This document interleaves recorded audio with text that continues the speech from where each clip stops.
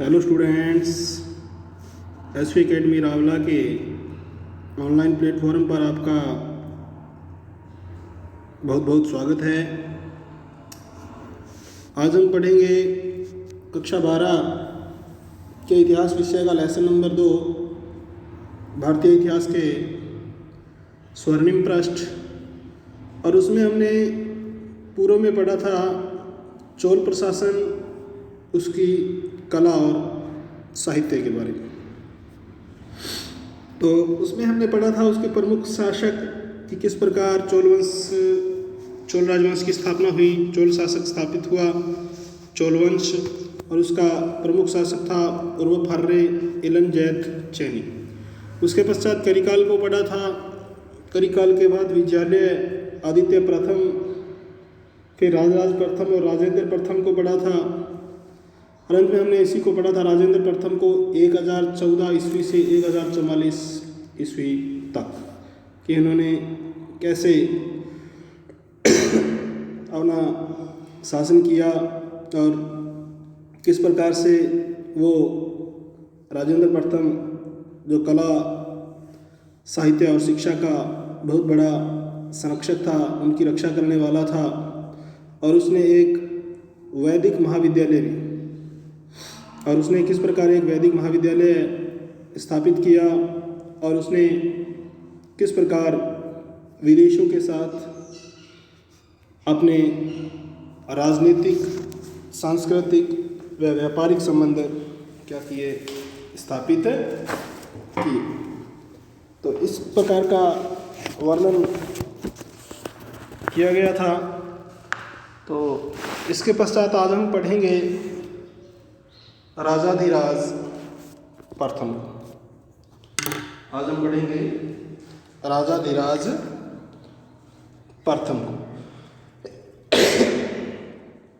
तो राजाधिराज प्रथम शासक है वो 1044 ईस्वी से 1052 तक, 1044 से 1052 तक। तो पढ़ते हैं उसको हम राजेंद्र प्रथम के बाद। इसके बाद राजेंद्र प्रथम के बाद उसका पुत्र, राजेंद्र प्रथम के बाद उसका पुत्र राजाधिराज प्रथम। कौन सा? राजाधिराज प्रथम 1044 ईस्वी में, 1044 ईस्वी में चोल राजगद्दी पर बैठा। किस पे? चोल राजगद्दी पर बैठा। उसने तत्कालिक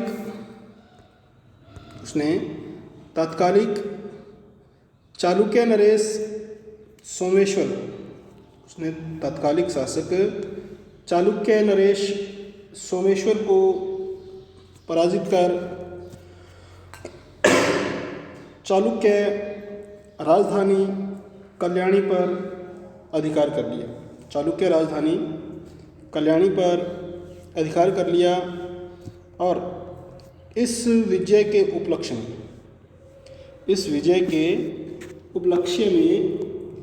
राजाधिराज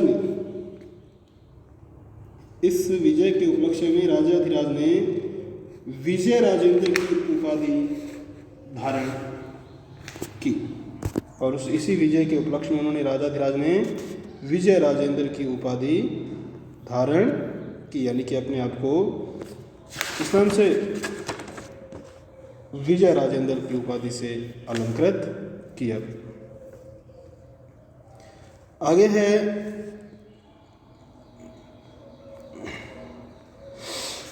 तत्पश्चात 1052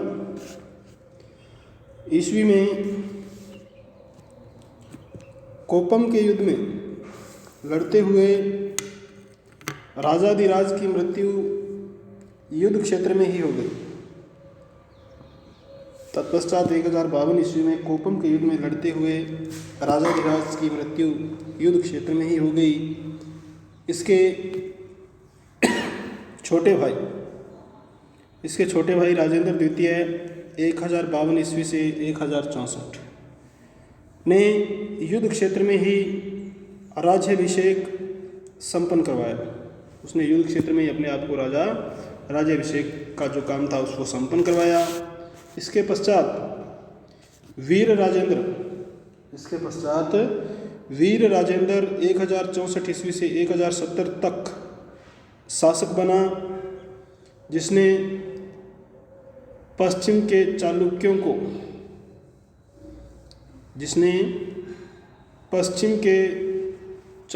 को कुंडल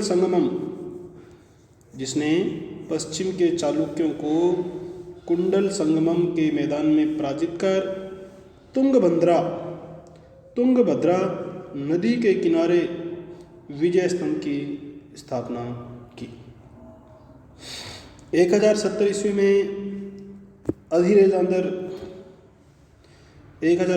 में अधिराजेंद्र शासक बना, लेकिन राज्य में हुए जन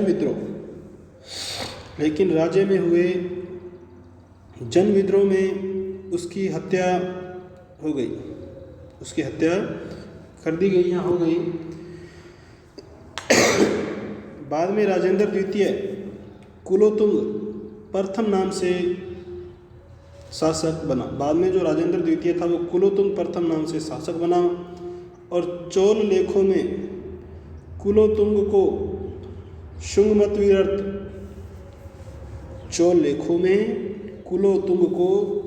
शुंगमतवीर्त अर्थात करों को हटाने वाला कहा गया है। यानी कि विभिन्न प्रकार के जो कर लगाए गए थे उसको इन्होंने क्या कर दिया, हटा दिया भी। इस वंश का अंतिम शासक राजेंद्र तृतीय 1250 ईस्वी से 1279 ईस्वी था भी, और लगभग 1279 ईस्वी में पांड्यों ने चोल राज्य पर अधिकार कर इसे क्या कर दिया, समाप्त कर दिया। तो पांड्यों ने चोल राज्य पर अधिकार कर इसे क्या कर दिया, समाप्त कर दिया। अब है चोल प्रशासन।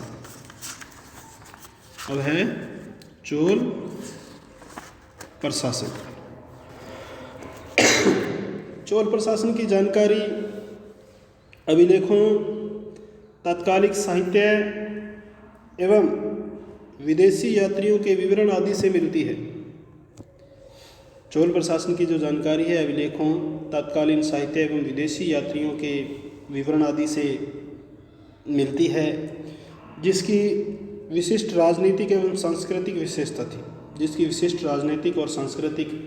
विशेषता थी। और इसमें केंद्रीय नियंत्रण के साथ ग्रामीण व स्थानीय स्वायत्तता का अद्भुत संतुलन था। यानी कि केंद्र में के साथ साथ जो ग्रामीण स्वायत्त शासन था, इस दोनों के बीच बड़ा ही अच्छा तालमेल था, यानी कि सुशासन स्थापित था। आगे है केंद्रीय प्रशासन। चोल शासन का स्वरूप राजतंत्रात्मक एवं वंशानुगत था। चोल शासन का जो स्वरूप था वो राजतंत्रात्मक था और वंशानुगत था, यानी कि राजा वहाँ का प्रमुख शासक होता था और पीढ़ी दर पीढ़ी वो शासन करते थे। राजा प्रशासन का प्रधान था, वह उसकी सहायता हेतु अनेक अधिकारीगण थे। राजा प्रशासन का प्रधान था, वह उसकी सहायता हेतु अनेक अधिकारीगण थे। राजा के निजी सहायकों को उदम कुटुंब कहा जाता था। जो राजा के निजी सहायक होते थे उनको उदम कुटुंब कहा जाता था। उच्च स्तरीय अधिकारी पेरुनंदनम व निम्न स्तरीय अधिकारी सिरुतरम कहलाते थे। जो उच्च स्तरीय अधिकारी थे वो पेरुनंदम व निम्न स्तरीय जो अधिकारी थे वो सिरुतरम कहलाते थे। ओले नायकम प्रधान सचिव होता था, और ओले नायकम नाम कैसे होता था, वो इनका प्रधान सचिव होता था। ये था चोलों का केंद्रीय प्रशासन। अब है उनका सैन्य संगठन, यानी कि सेना किस प्रकार से संगठित थी उसकी। तो सैन्य संगठन में है, चोल नरेशों ने साम्राज्य की सुरक्षा एवं विजयों की दृष्टि से विशाल सेना का गठन किया, जिससे पदाति, अश्वारोही, गजारोही 3 अंग थे। जिसके पदाति, अश्वारोही, गजारोही 3 अंग थे। पदाति यानी कि पैदल, अश्वारोही घोड़ों पे चढ़ने वाले, और गजारोही मतलब हाथी से संबंधित है। चोलों की स्थायी सेना में पैदल, गजारोही, अश्वारोही आदि सैनिक शामिल होते थे। कुंजीर, मल्लर, गजारोही दल को कुदी चेवगर, अश्वारोही दल को, और बिल्लीगढ़ धनुर्धारी दल को सेगुंदर भाला से प्रहार करने में निपुण सैनिकों को एवं वेलकोर राजा के अति विश्वसनीय अंगरक्षक को कहते थे। यानी कि इस प्रकार से जो जिस प्रकार की सेना थे, जो गजारोही थे, अश्वारोही थे या धनुर्धरधारी दल थे, तो इनको अलग अलग नामों से विभूषित किया जाता था। और जो राजा के विश्वसनीय अंगरक्षक थे उनको वेलेकोर के नाम से जाना जाता था। सेना गुल्मों व छावनियों यानी कि कड़गम, छावनियाँ वगैरह जिसको अभी वर्तमान में कहते हैं, तो पुराने समय में उसको कड़गम कहते थे। तो सेना गुल्मों व छावनियों में रहती थी। चोल काल में सेना की टुकड़ी का नेतृत्व करने वाले को नायक तथा सेना नायक को महादंड नायक कहा जाता था। इनके अतिरिक्त चोलों ने एक शक्तिशाली नौसेना बनाई। चोल शासक अपने जहाज़ों को व्यापारिक व सैनिक दोनों कार्यों के लिए प्रयुक्त करते थे, प्रयोग में लाते थे। चोल नरेश राजराज प्रथम ने नौसेना द्वारा उत्तरी श्रीलंका, मालद्वीप एवं लक्षद्वीप को विजित कर साम्राज्य विस्तार किया। राजेंद्र प्रथम की नौसेना ने अपनी विजय वैजयंती, गांगे क्षेत्र, सिंघल द्वीप, बंगाल की खाड़ी के पार जावा, सुमात्रा एवं मलय प्रायद्वीप पर फहरा दी। इस समय बंगाल की खाड़ी चोल झील बन गई। महाबलीपुरम तथा कावेरी पट्टनम मुख्य चोल बंदरगाह थे। अब है चोल वंश में न्याय व्यवस्था। तो न्याय व्यवस्था के अंतर्गत राजा सर्वोच्च न्यायाधीश होता था। राजा सबसे बड़ा न्यायाधीश होता था, यानी कि जो न्याय व्यवस्था थी वो राजा के अधीन थी।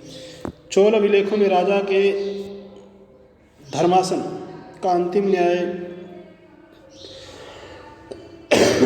प्राप्त करने के स्थान के रूप में उल्लेख है, जहाँ पर राजा धर्मासन भट्ट, जो स्मृति शास्त्र ज्ञाता ब्राह्मण विद्वान होता था, की सहायता से न्याय करता था। की सहायता से वो क्या करता था? न्याय करता था। न्याय के लिए नियमित न्यायालयों का गठन किया गया एवं ग्राम न्यायालय व जातीय पंचायत का विधान था। ग्राम न्यायालय व जातीय पंचायत का विधान था। छोटे विवादों पर स्थानीय निगम निर्णय देते थे, यानी कि छोटे मोटे विवाद हो जाते थे तो स्थानीय निगम थे, स्थानीय ग्राम होते थे, वही उस पर निर्णय अपना दे देते थे। चोलों की दंड व्यवस्था में आर्थिक दंड एवं सामाजिक अपमान के दंड को विधान था। प्राय आर्थिक दंड काशु यानी कि सोने का सिक्का के रूप में देना पड़ता था। तो जो आर्थिक दंड था वो काशु यानी कि अर्थात सोने का सिक्का के रूप में देना पड़ता था। अब है चोल वंश के अंदर राज्य की आय के स्रोत, यानी कि राज्य को किन किन माध्यमों से, किन किन स्रोतों के माध्यम से आय होती थी, इनकम होती थी। तो राज्य की आय का मुख्य साधन भू राजस्व था। भूमि पे लगाया जाने वाला जो कर था वो इसका मुख्य साधन था। भू राजस्व निर्धारित करने से पूर्व भूमि का सर्वेक्षण वर्गीकरण एवं नापजोख कराया जाता था। तत्कालीन अभिलेखों से ज्ञात होता है कि राजराज प्रथम एवं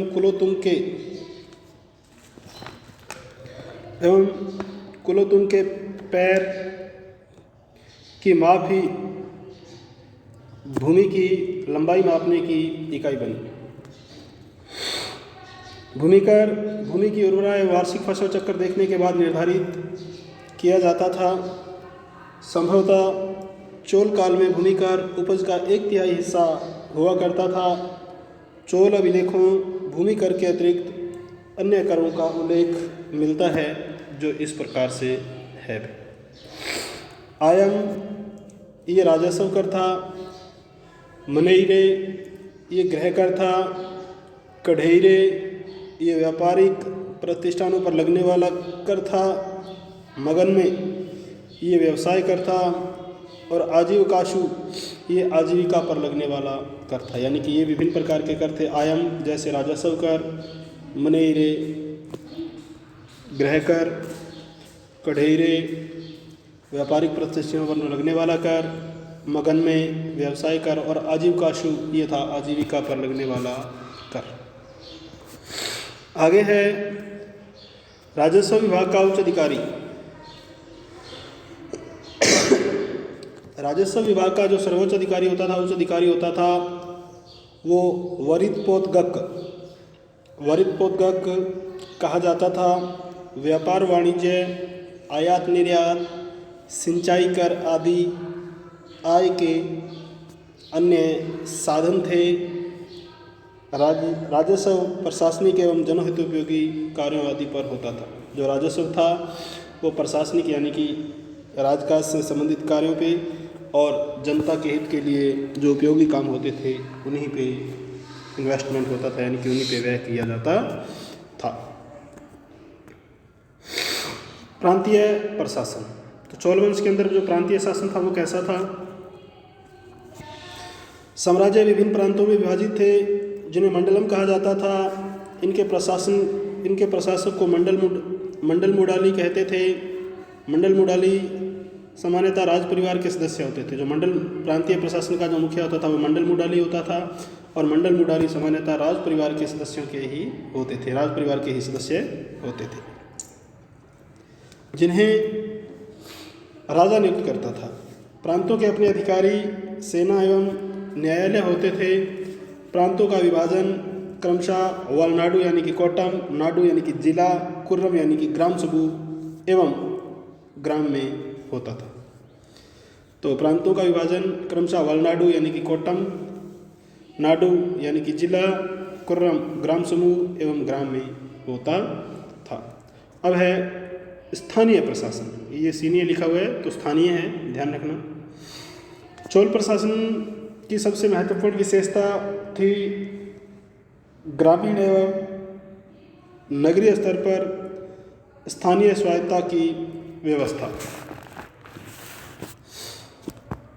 जो प्रतिनिधि संस्थाओं उर्सभा या महासभा एवं नगरम के द्वारा संचालित होता है, यानी कि ये ग्रामीण सभाओं के नाम थे, उर्सभा या महासभा और नगरम। इनके सदस्यों के लिए शैक्षणिक, आर्थिक तथा नैतिक योग्यताएं अनिवार्य थी। ये निर्वाचित सदस्यों को पेरूमक्कल कहा जाता था। ये निर्वाचित किए जाते थे सदस्य है और इनको पेरू कहा जाता था, पेरूमक्कल कहा जाता था। ये सदस्य समितियों, जिन्हें वारियम कहा जाता था, के माध्यम से सिंचाई व्यवस्था, भूमि का विवरण, लगान एवं करों की वसूली, मंदिरों की देखरेख, न्याय आदि प्रशासनिक कार्यों की देखभाल करते थे। और सामान्य वयस्क पुरस्कार दाताओं की सभा थी, जबकि सभा या महासभा में सिर्फ ब्राह्मण सदस्य होते थे। जबकि सभा या महासभा में सिर्फ ब्राह्मण सदस्य होते थे। इनको आंतरिक स्वायत्तता प्राप्त थी। केंद्रीय हस्तक्षेप न के बराबर था। केंद्र का कोई उसमें हस्तक्षेप नहीं होता था। वस्तुतः ग्राम लघु गणतंत्री थे, लघु छोटे और गणतंत्र थे। इस प्रकार चोल प्रशासन सुसंगठित एवं कार्यकुशल शासन था। अब है चोल काल में कला। चोल काल में पौराणिक शैव एवं वैष्णव धर्मों का पुनर्जागरण हुआ, यानी कि ये धर्म थे पुनः उजागर हुए। नैनार शैव, नैनार यानी कि शैव धर्म से संबंधित आलवार वैष्णवों ने अपने प्रवचनों तथा भजनों से, अपने प्रवचनों तथा भजनों से दक्षिण को आप्लावित किया, दक्षिण को आप्लावित किया। चोल स्वयं शैव धर्मानुयायी थे, तथापि वे धार्मिक सहिष्णु थे। उन्होंने शैव